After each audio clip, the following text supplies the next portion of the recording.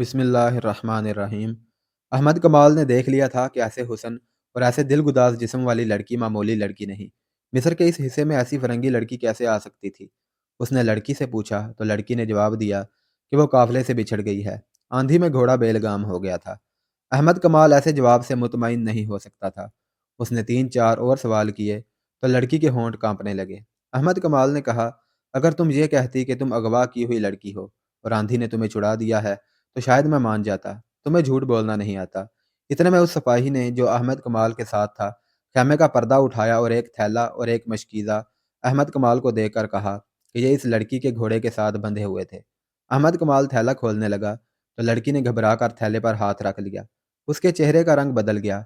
अहमद कमाल ने थैला उसे देकर कहा, लो इसे खुद खोल कर दिखाओ। लड़की की जुबान जैसे गुंग हो गई थी। उसने बच्चों के अंदाज से थैला पीठ पीछे कर लिया। अहमद कमाल ने कहा, ये तो हो नहीं सकता कि मैं तुम्हें कह दूं कि जाओ चली जाओ। मुझे कोई हक नहीं पहुंचता कि तुम्हें रोकूं।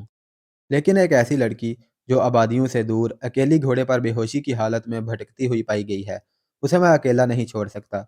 ये मेरा इंसानी फ़र्ज़ है। मुझे अपना ठिकाना बता दो, मैं तुम्हें अपने सिपाहियों के साथ हिफाजत से पहुंचा दूंगा। अगर नहीं बताओगी तो तुम्हें मुतशब्बा लड़की समझकर काहिरा अपनी हुकूमत के पास भेज दूंगा। तुम मिस्री नहीं हो, तुम सूडानी भी नहीं हो। लड़की के आंसू बहने लगे। वो जिस मुसीबत से गुजर कर आई थी, उसकी दहशत और हौलनाकी इस पर पहले ही गालिब थी। उसने थैला अहमद कमाल के आगे फेंक दिया। अहमद ने थैला खोला तो उसमें से कुछ खजूरें, 2-4 छोटी-मोटी आम सी चीज़ें निकली और एक थैली निकली। ये खोली तो उसमें से सोने के बहुत से सिक्के और उनमें सोने की बारीक सी जंजीर के साथ छोटी सी स्याह लकड़ी की स्लीब निकली। अहमद कमाल इससे यही समझ सका कि लड़की ईसाई है। उसे गालिबन मालूम नहीं था कि जो ईसाई मुसलमानों के खिलाफ लड़ने के लिए सलीबी लश्कर में शामिल होता है, वो एक सलीब पर हलफ उठाता है और छोटी सी एक स्लीब हर वक्त अपने पास रखता है। अहमद कमाल ने उसे कहा कि इस थैले में मेरे सवाल का जवाब नहीं है। अगर मैं ये सारा सोना तुम्हें दे दूं तो मेरी मदद करोगे? लड़की ने पूछा। कैसी मदद? मुझे फ़लस्तीन पहुंचा दो। लड़की ने जवाब दिया, और मुझसे कोई सवाल ना पूछो। मैं फ़लस्तीन तक भी पहुंचा दूंगा, लेकिन सवाल ज़रूर पूछूंगा। अगर मुझसे कुछ भी ना पूछो तो उसका अलग इनाम दूंगी। वो क्या होगा? घोड़ा तुम्हें दे दूंगी। लड़की ने जवाब दिया, और 3 दिनों के लिए मुझे अपनी लोंडी समझ लो। अहमद कमाल ने उससे पहले हाथ में कभी इतना सोना नहीं उठाया था और उसने ऐसा हैरान कुन हुस्न और जिस्म भी नहीं देखा था। उसने अपने सामने पड़े हुए सोने के चमकते हुए टुकड़ों को देखा, फिर लड़की के रेशमी बालों को देखा जो सोने की तारों की तरह चमक रहे थे। फिर उसकी आंखों को देखा जिनमें वो तिलिस्माती चमक थी जो बादशाहों को एक दूसरे का दुश्मन बना दिया करती है। वह तनुमंद मर्द था, कमानदार था, उन दस्तों का हाकिम था जो सरहद पर पहरा दे रहे थे। उसे रोकने, पूछने और पकड़ने वाला कोई ना था। मगर उसने सिक्के थैली में डाले, स्लीप भी थैली में रखी और थैली लड़की की गोद में रख दी। क्यों? लड़की ने पूछा। यह कीमत थोड़ी है? बहुत थोड़ी, अहमद कमाल ने कहा। ईमान की कीमत खुदा के सिवा कोई नहीं दे सकता। लड़की ने कुछ कहना चाहा, लेकिन अहमद कमाल ने उसे बोलने ना दिया और कहा, मैं अपना फ़र्ज़ और अपना ईमान फ़रोख्त नहीं कर सकता। सारा मिस्र मेरे एतमाद पर आराम की नींद सोता है। 3 महीने गुजरे, सूडानियों ने कहरा पर हमला करने की कोशिश की थी। अगर मैं यहाँ ना होता, अगर मैं उनके हाथ अपना ईमान फ़रोख्त कर देता, तो ये लश्कर काहिरा में दाखिल होकर तबाही बर्पा कर देता। तुम मुझे उस लश्कर से ज़्यादा खतरनाक नज़र आती हो। क्या तुम जासूस नहीं हो? नहीं। तुम यही बता दो कि तुम्हें आंधी ने किसी ज़ालिम के पंजे से बचाया है या तुम आंधी से बचकर निकली हो। लड़की ने बेईमानी सा जवाब दिया तो अहमद कमाल ने कहा, मुझे तुम्हारे मुतल्लिक ये जानने की ज़रूरत नहीं कि कौन हो और कहाँ से आई हो। मैं तुम्हें कल काहिरा के लिए रवाना कर दूंगा। वहाँ हमारा जासूसी और चिराग रसानी का एक महकमा है। वो जाने और तुम जानो। मेरा फ़र्ज़ पूरा हो जाएगा। अगर इजाज़त दो तो मैं इस वक्त ज़रा आराम कर लूँ। लड़की ने कहा, कल जब काहिरा के लिए मुझे रवाना करोगे तो शायद तुम्हारे सवालों का जवाब दे दूँ। लड़की रात भर की जागी हुई और दिन के ऐसे खौफनाक सफ़र की थकी हुई थी। लेटी और सो गई। अहमद कमाल ने देखा कि वो नींद में बुड़बुड़ाती थी, बेचैनी में सर इधर उधर मारती थी और ऐसे पता चलता था जैसे ख्वाब में रो रही हो। अहमद कमाल ने अपने साथियों को बता दिया कि एक मशकूक फ़रंगी लड़की पकड़ी गई है जिसे कल काहिरा भेजा जाएगा। उसके साथी अहमद कमाल के किरदार से वाकिफ थे। कोई भी ऐसा शक नहीं कर सकता था कि उसने लड़की को बदनीयती से अपने हैमे में रखा है। उसने लड़की का घोड़ा देखा तो वह हैरान रह गया, क्योंकि घोड़ा आला नस्ल का था اور جب اس نے زین دیکھی تو اس کے شکوک رفع ہو گئے۔ زین کے نیچے مصر کی فوج کا نشان تھا۔ یہ گھوڑا احمد کمال کی اپنی فوج کا تھا۔ حبشیوں نے آندھی کی وجہ سے تعاقب ترک کر دیا تھا۔ وہ واپس زندہ پہنچ گئے تھے۔ روہت نے فیصلہ دے دیا تھا کہ لڑکیاں آندھی میں ماری گئی ہوں گی، لہذا تعاقب میں کسی کو بھیجنا بیکار ہے۔ وقت بھی بہت گزر گیا تھا، لیکن رجب پر آفت نازل ہو رہی تھی۔ اس سے حبشی بار بار یہی ایک سوال پوچھتے تھے، لڑکیاں کہاں ہیں؟ اور وہ قسمیں کھا کھا کر کہتا تھا کہ مجھے معلوم نہیں۔ حبشیوں نے اسے اذیتیں دینی شروع کر دی، تلوار کی نوک سے اس کے جسم میں زخم کرتے اور اپنا سوال دہراتے تھے۔ حبشیوں نے اس کے ساتھیوں کو بھی درختوں کے ساتھ باندھ دیا اور ان کے ساتھ بھی یہی ظالمانہ سلوک کرنے لگے۔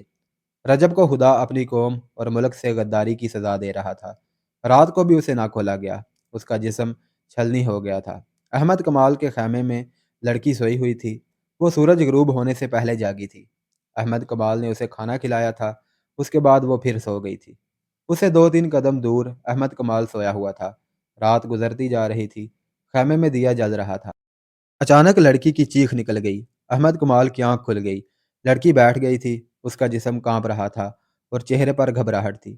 احمد کمال اس کے قریب ہو گیا۔ لڑکی تیزی سے سرک کر اس کے ساتھ لگ گئی اور روتے ہوئے بولی، مجھے ان سے بچاؤ، وہ مجھے مگر مچھوں کے آگے پھینک رہے ہیں، وہ میرا سر کاٹنے لگے ہیں۔ کون؟ وہ بھدے حبشی، لڑکی نے ڈرے ہوئے لہجے میں کہا۔ وہ یہاں آئے تھے۔ احمد کمال کو حبشیوں کی قربانی کا علم تھا۔ اسے شک ہوا کہ اسے شاید قربانی کے لیے لے جایا جا رہا تھا۔ اس نے لڑکی سے پوچھا تو لڑکی نے بازو احمد کمال کے گلے میں ڈال دیے، کہنے لگی، مت پوچھو، میں خواب دیکھ رہی تھی۔ احمد کمال دیکھ رہا تھا کہ وہ تو بہت ہی ڈری ہوئی تھی۔ اس نے اسے تسلیاں دیں اور یقین دلایا کہ یہاں سے اسے اٹھانے کے لیے کوئی نہیں آئے گا۔ لڑکی نے کہا، میں سو نہیں سکوں گی، تم میرے ساتھ باتیں کر سکتے ہو۔ میں اکیلی جاگ نہیں سکوں گی، میں پاگل ہو جاؤں گی۔ احمد کمال نے کہا، میں تمہارے ساتھ جاگتا رہوں گا۔ اس نے لڑکی کے سر پر ہاتھ پھیر کر کہا، جب تک میرے پاس ہو تمہیں ڈرنے کی ضرورت نہیں۔ اس نے اس پر عمل بھی کر کے دکھایا۔ لڑکی کے ساتھ اس نے حبشیوں کے متعلق یا اس کے متعلق کوئی بات نہ کی، نہ پوچھی۔ اسے ترکی اور مصر کی باتیں سناتا رہا۔ لڑکی اس کے ساتھ لگی بیٹھی تھی۔ احمد کمال کا لب و لہجہ شگفتہ تھا۔ اس نے لڑکی کا خوف دور کر دیا اور لڑکی سو گئی۔ لڑکی کی آنکھ کھلی تو صبح طلوع ہو رہی تھی۔ اس نے دیکھا کہ احمد کمال نماز پڑھ رہا تھا۔ وہ اسے دیکھتی رہی۔ احمد کمال نے دعا کے لیے ہاتھ اٹھائے اور آنکھیں بند کر لی۔ لڑکی اس کے چہرے پر نظریں جمائے بیٹھی رہی۔ احمد کمال فارغ ہوا تو لڑکی نے پوچھا، تم نے خدا سے کیا مانگا تھا؟ بدی کے مقابلے کی ہمت، احمد کمال نے جواب دیا۔ تم نے خدا سے کبھی سونا اور خوبصورت بیوی نہیں مانگی؟ یہ دونوں چیزیں خدا نے مجھے بغیر مانگے دے دی تھی، احمد کمال نے کہا، لیکن ان پر میرا کوئی حق نہیں۔ شاید خدا نے میرا امتحان لینا چاہا تھا۔ تمہیں یقین ہے کہ خدا نے تمہیں بدی کا مقابلہ کرنے کی ہمت دے دی ہے؟ تم نے نہیں دیکھا، احمد کمال نے جواب دیا، تمہارا سونا اور تمہارا حسن مجھے اپنی راہ سے ہٹا نہیں سکے۔ یہ میری کوشش اور اللہ کی دین ہے۔ کیا خدا گناہ معاف کر دیا کرتا ہے؟ لڑکی نے پوچھا۔ ہاں، ہمارا خدا گناہ معاف کر دیا کرتا ہے، احمد کمال نے جواب دیا۔ شرط یہ ہے کہ گناہ بار بار نہ کیا جائے۔ لڑکی نے سر جھکا لیا۔ احمد کمال نے اس کی سسکیاں سنی تو اس کا چہرہ اوپر اٹھایا، وہ رو رہی تھی۔ لڑکی نے احمد کمال کا ہاتھ پکڑ لیا اور اسے کئی بار چوما۔ احمد کمال نے اپنا ہاتھ پیچھے کھینچ لیا۔ لڑکی نے کہا، آج ہم جدا ہو جائیں گے، تم مجھے قاہرہ بھیج دو گے، میں اب آزاد نہیں ہو سکوں گی۔ میرا دل مجبور کر رہا ہے کہ تمہیں بتا دوں کہ میں کون ہوں اور کہاں سے آئی ہوں، پھر تمہیں بتاؤں گی کہ اب میں کیا ہوں۔ ہماری روانگی کا وقت ہو گیا ہے، احمد کمال نے کہا، میں خود تمہارے ساتھ چلوں گا۔ میں اتنی نازک اور اتنی خطرناک ذمہ داری کسی اور کو نہیں سونپ سکتا۔ یہ نہیں سنو گے کہ میں کون ہوں اور کہاں سے آئی ہوں؟ اٹھو، احمد کمال نے کہا، یہ سننا میرا کام نہیں، اور وہ خیمے سے باہر نکل گیا۔ کچھ دیر بعد قاہرہ کی سمت 6 گھوڑے جا رہے تھے۔ ایک پر احمد کمال تھا، اس کے پیچھے دوسرے گھوڑے پر لڑکی تھی، اس کے پیچھے پہلو بپہلو 4 گھوڑے محافظوں کے تھے، اور ان کے پیچھے ایک اونٹ جس پر سفر کا سامان، پانی اور خوراک وغیرہ جا رہا تھا۔ قاہرہ تک کم و بیش 36 گھنٹوں کا سفر تھا۔ لڑکی نے 2 مرتبہ اپنا گھوڑا اس کے پہلو میں کر لیا، اور دونوں مرتبہ احمد کمال نے اسے کہا کہ وہ اپنا گھوڑا اس کے اور محافظوں کے درمیان رکھے۔ اس کے سوا اس نے لڑکی کے ساتھ کوئی بات نہ کی۔ سورج غروب ہونے کے بعد احمد کمال نے قافلے کو روک لیا اور پڑاؤ کا حکم دیا۔ رات لڑکی کو احمد کمال نے اپنے خیمے میں سلایا۔ اس نے دیا جلتا رکھا۔ وہ گہری نیند سویا ہوا تھا۔ اس کی آنکھ کھل گئی۔ کسی نے اس کے ماتھے پر ہاتھ پھیرا تھا۔ اس نے لڑکی کو اپنے پاس بیٹھے دیکھا۔ لڑکی کا ہاتھ اس کے ماتھے پر تھا۔ احمد کمال تیزی سے اٹھ کر بیٹھ گیا۔ اس نے دیکھا کہ لڑکی کے آنسو بہہ رہے تھے۔ اس نے احمد کمال کا ہاتھ اپنے دونوں ہاتھوں میں لیا اور اسے چوم کر بچوں کی طرح بلک بلک کر رونے لگی۔ احمد کمال اسے دیکھتا رہا۔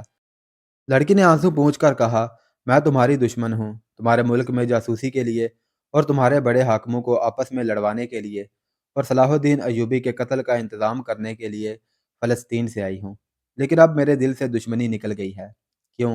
احمد کمال نے کہا، تم بزدل لڑکی ہو، اپنی قوم سے غداری کر رہی ہو، سولی پر کھڑے ہو کر بھی کہو کہ میں صلیب پر قربان ہو رہی ہوں۔ اس کی وجہ سن لو، لڑکی نے کہا، تم پہلے مرد ہو جس نے میرے حسن اور میری جوانی کو قابل نفرت چیز سمجھ کر ٹھکرایا ہے، ورنہ کیا اپنے کیا بیگانے مجھے کھلونا سمجھتے رہے۔ میں نے بھی اسی کو زندگی کا مقصد سمجھا کہ مردوں کے ساتھ کھیلو، دھوکے دو اور عیش کرو۔ میری تربیت ہی اسی مقصد کے تحت ہوئی تھی۔ جسے تم لوگ بے حیائی کہتے ہو، وہ میرے لیے ایک فن ہے، ایک ہتھیار ہے۔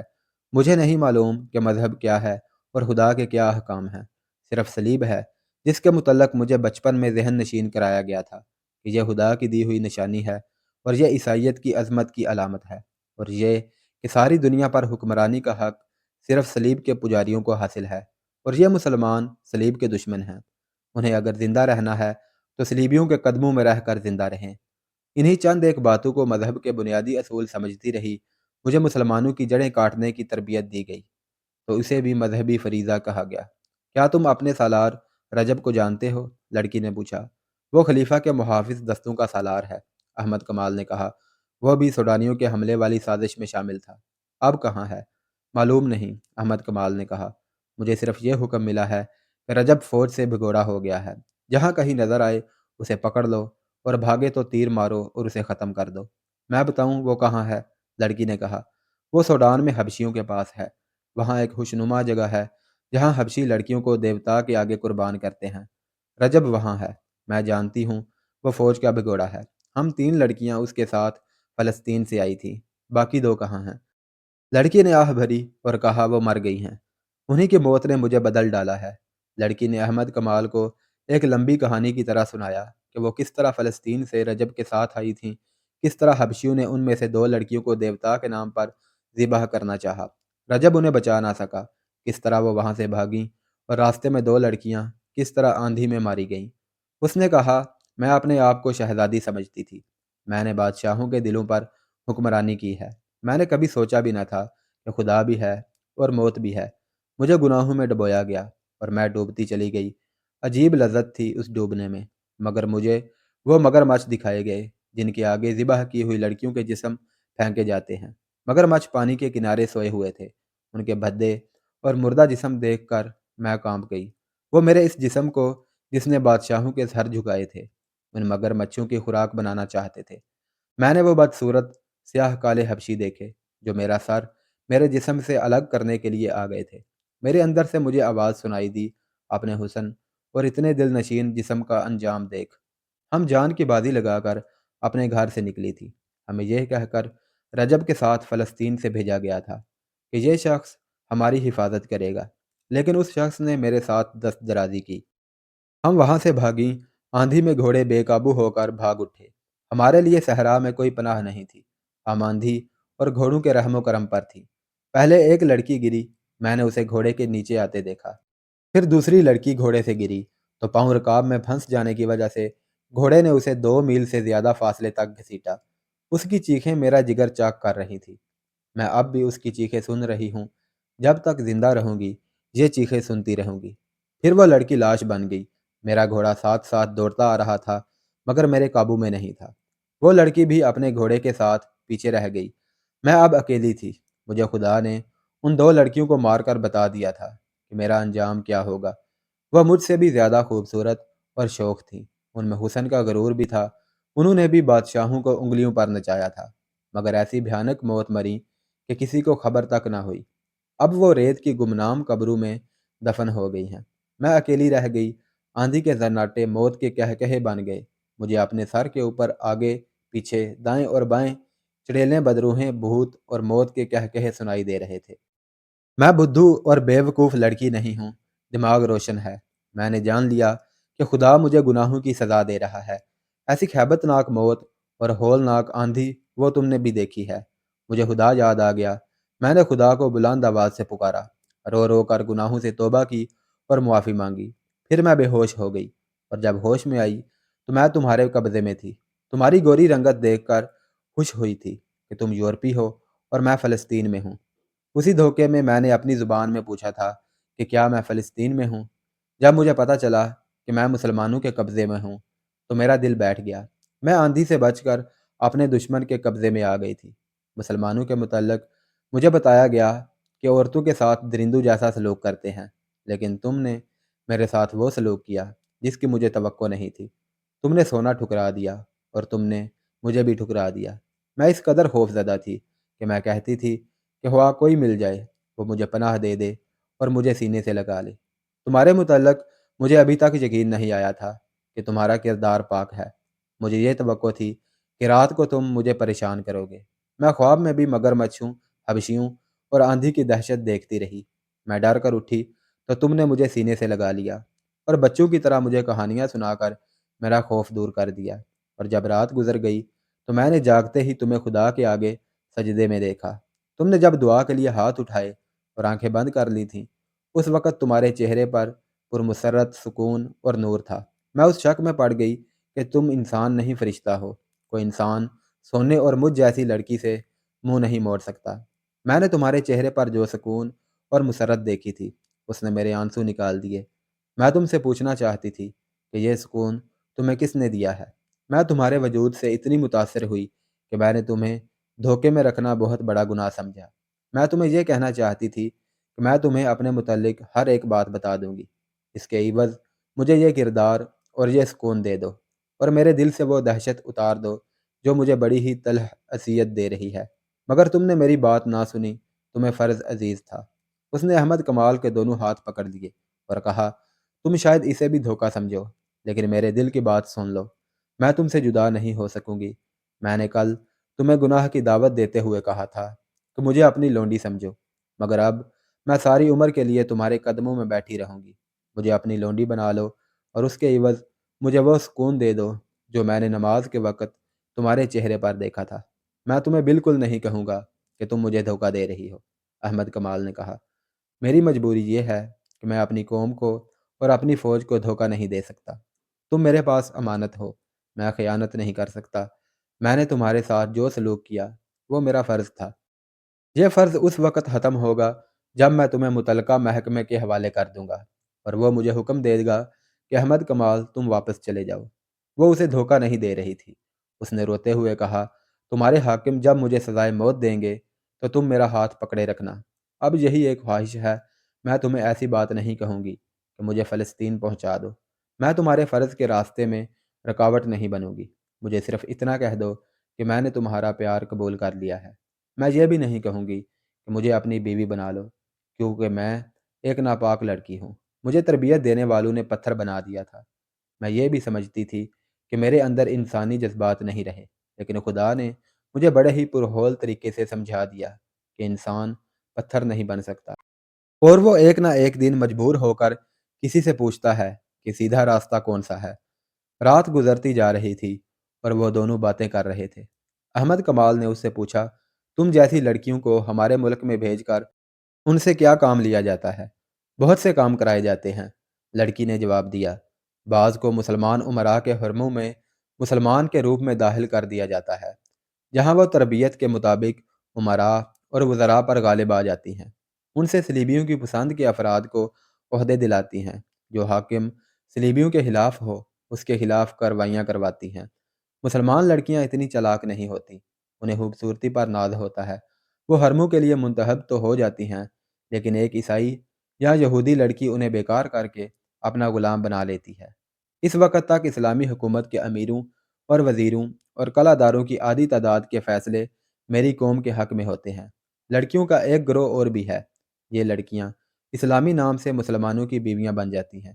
ان کا کام یہ ہے کہ اچھے درجے کے مسلمان گھرانوں کی لڑکیوں کے دماغ اور کردار خراب کرتی ہیں، ان کے لڑکوں کو بدی کے راستے پر ڈالتی اور شریف گھرانوں کی لڑکیوں اور لڑکوں کے معاشقے کراتی ہیں۔ مجھ جیسی سلیبی لڑکیاں چوری چھپے تمہارے ایسے حاکموں کے پاس آتی ہیں جو ہمارے ہاتھ میں کھیل رہے ہوتے ہیں۔ ان حاکموں کو سونے کے سکے کی صورت میں معاوضہ ملتا رہتا ہے۔ وہ مجھ جیسی لڑکیوں کو حفاظت میں ایسے طریقے سے رکھتے ہیں جن سے ان پر ذرا سا شک نہیں ہوتا۔ یہ لڑکیاں اعلیٰ درجے کے حاکموں کے درمیان رقابت اور غلط فہمیاں پیدا کرتی اور صلاح الدین ایوبی اور نور الدین زنگی کے خلاف ناپسندیدگی پیدا کرتی ہیں۔ مجھے دو لڑکیوں کے ساتھ اسی کام کے لیے رجب کے حوالے کیا گیا تھا۔ وہ صلیبیوں کی درپردہ کارروائیوں اور مسلمانوں کی ایمان فروشی کی تفصیل سناتی رہی۔ احمد کمال سنتا رہا۔ دوسرے دن سورج غروب ہونے سے بہت پہلے یہ قافلہ قاہرہ پہنچ گیا۔ احمد کمال علی بن سفیان کے پاس گیا اور اسے لڑکی کے متعلق تمام رپورٹ دے کر لڑکی اس کے حوالے کر دی۔ اس نے یہ بھی بتایا کہ رجب حبشیوں کے پاس ہے اور اس نے اس جگہ کو اڈا بنا رکھا ہے جہاں حبشی لڑکی کی قربانی دیا کرتے تھے۔ احمد کمال نے یہ بھی کہا کہ اگر اسے حکم دیا جائے تو وہ رجب کو زندہ یا مردہ وہاں سے لا سکتا ہے۔ علی بن سفیان نے ایسا حکم نہ دیا کیونکہ اس مقصد کے لیے اس کے پاس تربیت یافتہ فوجی تھے۔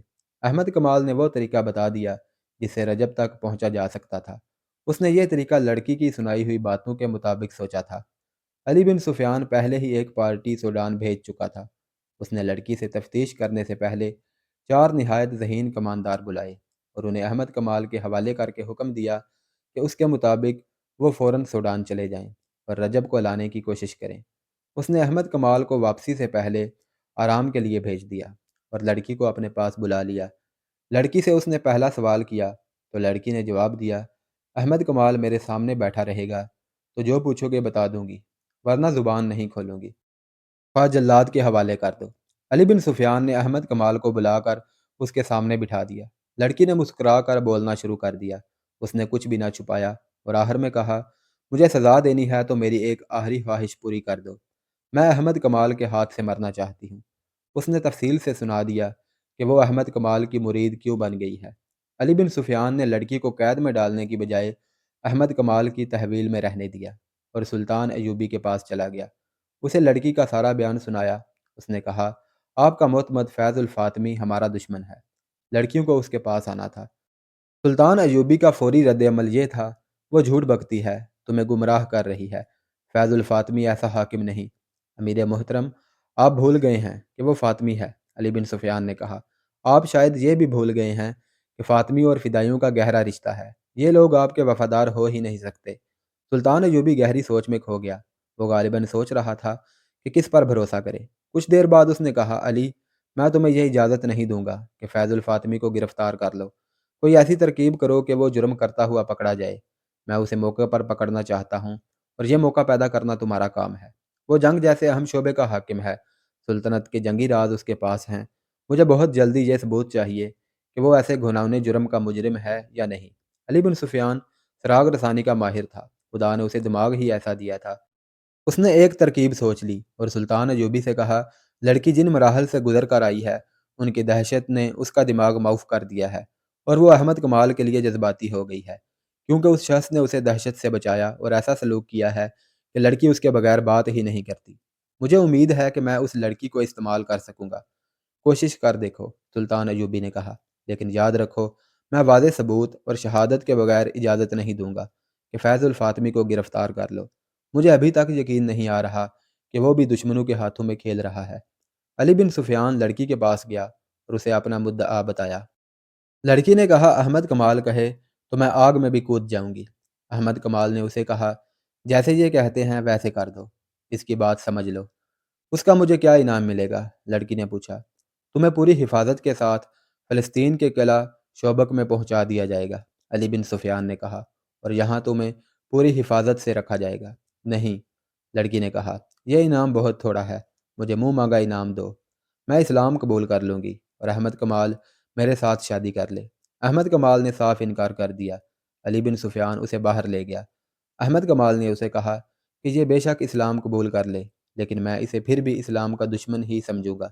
علی بن سفیان نے اسے کہا، ملک اور قوم کی سلامتی کی خاطر تمہیں یہ قربانی دینی ہوگی۔ احمد کمال مان گیا۔ اس نے اندر جا کر لڑکی سے کہا، میں تمہیں چونکہ ابھی تک بے اعتبار لڑکی سمجھ رہا ہوں، اس لیے شادی سے انکار کیا ہے۔ اگر تم ثابت کر دو کہ تمہارے دل میں میرے مذہب کے لیے قربانی کا جذبہ ہے تو میں تمام عمر تمہارا غلام رہوں گا۔ لڑکی نے علی بن سفیان سے کہا، کہو مجھے کیا کرنا ہے، میں بھی دیکھ لوں گی کہ مسلمان اپنے وعدے کے کتنے پکے ہوتے ہیں۔ میری ایک شرط یہ بھی ہے کہ احمد کمال میرے ساتھ رہے گا۔ علی بن سفیان نے اس کی یہ شرط بھی مان لی اور اپنے ایک اہلکار کو بلا کر احمد کمال اور لڑکی کے لیے رہائش کے انتظام کا حکم دے دیا۔ اس نے دروازہ بند کر لیا اور لڑکی کو احمد کمال کی موجودگی میں بتانے لگا کہ اسے کیا کرنا ہے۔